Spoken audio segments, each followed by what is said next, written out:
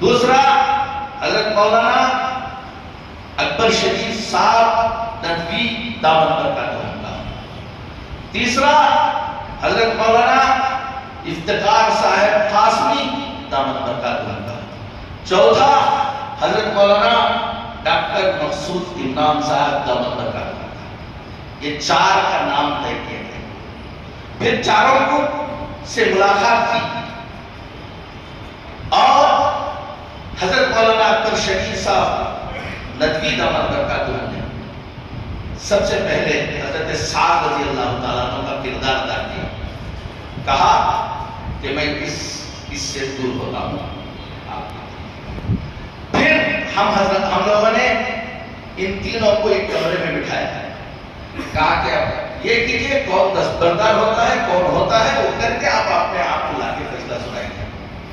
اس کے بعد اللہ تعالیٰ جزائے خیر دے, اللہ ان کے اس کلاس میں برکت نصیب فرمائے.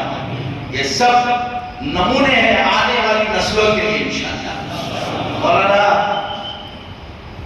افتخار احمد قاسمی دامت برکاتہ نے ان تینوں کے اس میں کہا کہ میں مفتی شعیب اللہ صاحب دامت برکاتہ کے حق میں دستبردار. سبحان اللہ.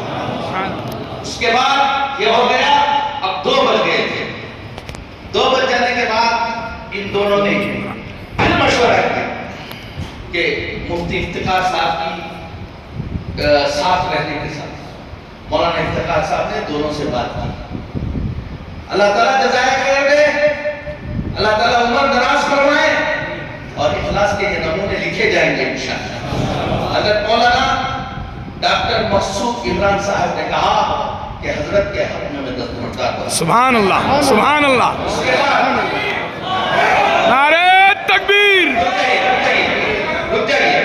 رک جائیے. اس کے بعد اللہ تعالیٰ حضرت مولانا مفتی شعیب اللہ صاحب کے اخلاص پر اللہ تعالیٰ قبول فرمائے. آمین. انہوں نے کہا کہ مجھے سوچنے دو, میں کس طرح سے نہیں بنوں گا. میں بننے کے لیے فوری طور پر تیار نہیں, اس کو سوچنا ہے, یہ ملت کا مسئلہ ہے. اس کے بعد بہت زیادہ گفتگو ہوئی. 1 گھنٹے گفتگو ہونے کے بعد کہا کہ شورا والوں کو بلا لو, میں ان کے سامنے بات کرنا چاہتا ہوں. پھر شورا والوں کو بلایا گیا. مفتی صاحب نے کہا کہ اللہ کی جزائے خیر دے, یہ میرے حق میں دستبردار ہو رہے ہیں, یہ میرے حق میں دستبردار ہو رہے ہیں, مجھے بھی بننے کی خواہش نہیں ہے. لیکن اب ایسا کرتے ہیں, ہم نے 3 دن تک جو قضا کی اس کی امارت شریعہ کی جو چیزیں تھیں اس میں کئی چیزیں ابھی کرنی باقی تھی. حضرت نے کہا کہ جب تک یہ ساری چیزیں مکمل نہ ہو جائیں اس وقت تک یہ قبوری مجلس عمارت بنائی جائے. یہ قبوری کا اگر ترجمہ اردو میں سمجھ میں نہیں آتا ہے تو انگلش میں ٹیمپرری, جب تک کہ عمارت کے سارے کیا نہ ہو جائیں, مسئلے حل نہ ہو جائے, اس وقت تک ایک قبوری مجلس عمارت بنائی جائے جس میں میں بھی رہوں گا, حضرت مولانا مفتی افتخار صاحب بھی رہیں گے, حضرت مولانا ڈاکٹر عمران صاحب بھی رہیں گے. تو یہ طے ہوا. ہم لوگ چاہ رہے تھے کہ اس کے اندر مولانا اکبر شریف صاحب ندوی بھی رہ جائیں, لیکن حضرت نے کہا کہ میرے اسفار بہت باہر کے ہوتے ہیں, میرے لیے یہ نہیں ہے, یہ 3 کافی ہیں.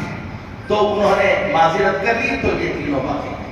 اب اس کے بعد عمارت کے بہت سے مسائل ہیں, کچھ چیزیں وہ سارے حل کرنے کے بعد انشاءاللہ الحمدللہ کرناٹک کے علماء, کرناٹک کے مسلمان الحمدللہ اس کی استطاعت رکھتے ہیں, اس کا سلیقہ رکھتے ہیں. ایسا نہیں کہ یہاں پر لڑائیاں ہوں, جھگڑے ہوں عمارت کے لیے. ایسا انشاءاللہ کرناٹک کے